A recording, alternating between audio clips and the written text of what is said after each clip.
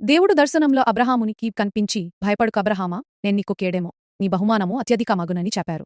అప్పుడు అబ్రహాము, దేవా, నాకేమిచ్చినా ఏముంది, నాకు సంతానం లేదు కదా, దమస్కుకు చెందిన ఎలియెజరే నా ఇంటి ఆస్తికర్తరవుతాడేమో అనన్నాడు.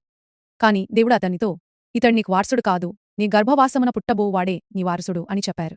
ఆయన అబ్రహామును వెలుపలికి తీసుకొని వచ్చి, ఆకాశం వైపు చూచి, నక్షత్రములను లెక్కించగలిగితే లెక్కించు, నీ సంతానం ఇలా ఉంటుంది అని చెప్పారు. అబ్రహాము యెహోవాను నమ్మాడు. దేవుడు అది అతనికి నీతిగా ఎంచారు. దేవుడు కల్దీయుల ఊరు నుండి ఈ దేశమును నీకు ఇవ్వడానికి నేనే నిన్ను తీసుకొని వచ్చానని గుర్తుచేశారు.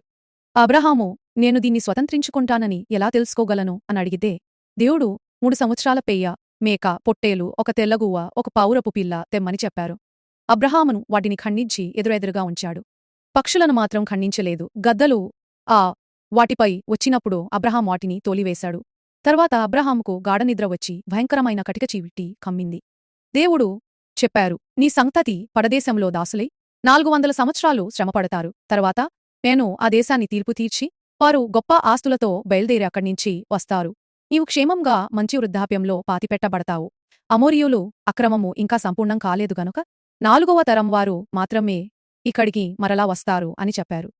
ప్రొద్దుగూకింది. కటిక చీకట్లో రాజుచున్నపోయే అగ్నిజ్వాలలు కనబడి ఆ ఖండముల మధ్య నడిచిపోయాయి. ఆ రోజే యెహోవా ఐగుప్తు నది నుండి గొప్ప యూఫ్రటీసు నది వరకు ఉన్న దేశమును కననీయులు, కనిజీయులు, కాద్మనీయులు, హిత్తీయులు, పెరిజీయులు, రెఫాయీయులు, అమోరీయులు, కనానీయులు ఇవన్నీ నీ సంతానమునకు ఇస్తున్నానని అబ్రహాముతో నిబంధన చేశారు.